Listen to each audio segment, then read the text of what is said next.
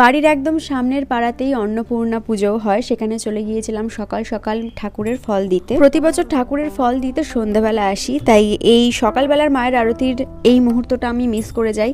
কিন্তু এই বছর দেখলাম যে সেই সময় এসে পড়েছি, তাই 108টি প্রদীপ জ্বালানোটাও দেখলাম, সাথে দেখলাম মায়ের অষ্টমীর আরতি।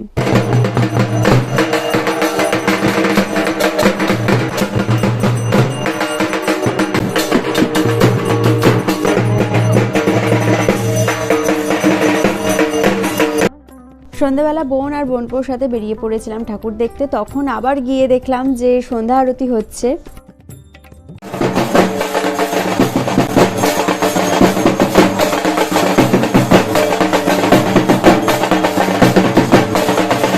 আর প্রতি বছরই প্রতিটা প্যান্ডেলেই ভোগ প্রসাদের আয়োজন থাকে, আমরাও ভোগ প্রসাদ নিয়েছিলাম।